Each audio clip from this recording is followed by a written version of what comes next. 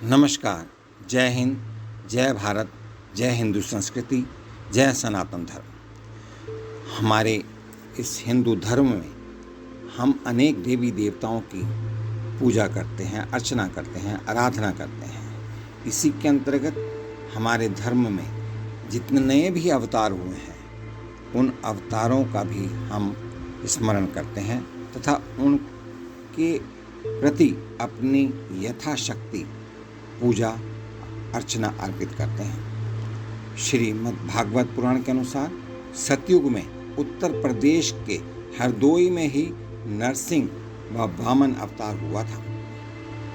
कथा है कि देव व दैत्यों के युद्ध में दैत्य पराजित होने लगे।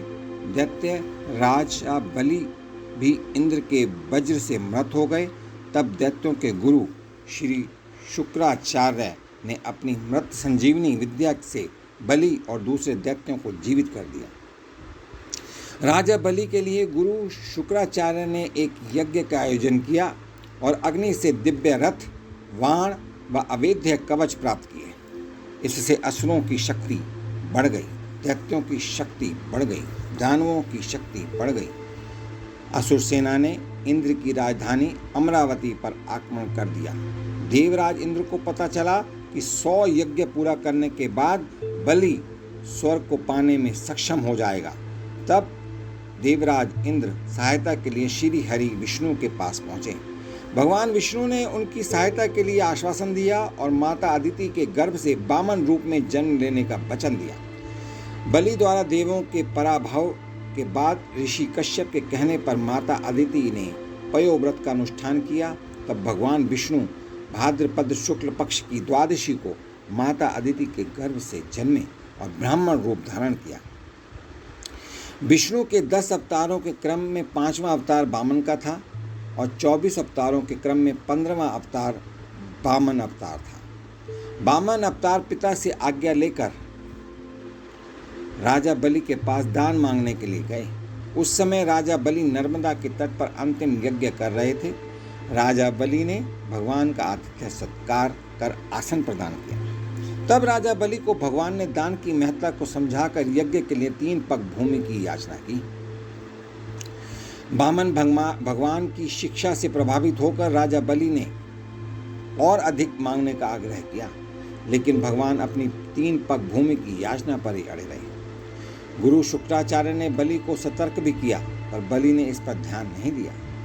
फिर वामन भगवान ने विराट रूप धारण कर 2 पग में ही तीनों लोगों को नाप लिया और बलि से पूछा, राजन, अब मैं अपना तीसरा पैर कहाँ रखूं? राजा बलि के समक्ष संकट उत्पन्न हो गया कि वचन ना पूरा करने पर अधर्म हो जाएगा। इसलिए बलि ने कहा, भगवान, अब तो मेरा सिर ही बचा है, आप इस पर पैर रख दीजिए, क्योंकि संपत्ति का मालिक संपत्ति से बड़ा होता है। राजा की इस बात से वामन भगवान प्रसन्न हो गए। बलि की दानवीरता से प्रसन्न होकर भगवान ने उसे चिरंजीवी रहने का वरदान देकर पाताल लोक का स्वामी बना दिया। बलि के साथ पाताल लोक में द्वारपाल बनकर रहने का वर भी दिया। इस दिन भगवान वामन की मूर्ति या चित्र की पूजा करनी चाहिए।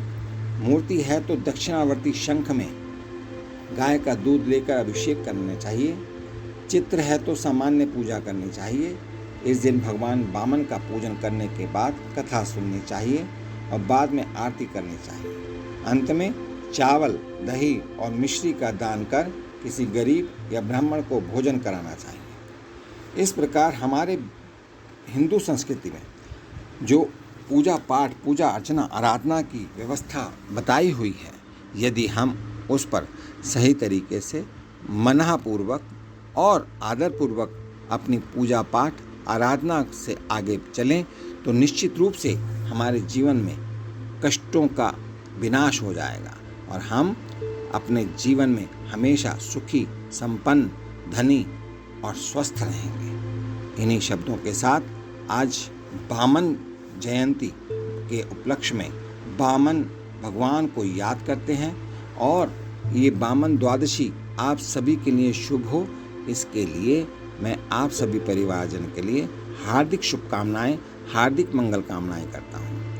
आप मेरे इस रचना को अगर पसंद करते हैं तो मेरे इस चैनल को सब्सक्राइब करिए ताकि मैं आगे आने वाले समय में आपके समक्ष अच्छी अच्छी रचनाएं लेकर के आता रहूं। आप सभी का बहुत बहुत धन्यवाद। नमस्कार। जय हिंद, जय भारत। शुभ वामन द्वादशी।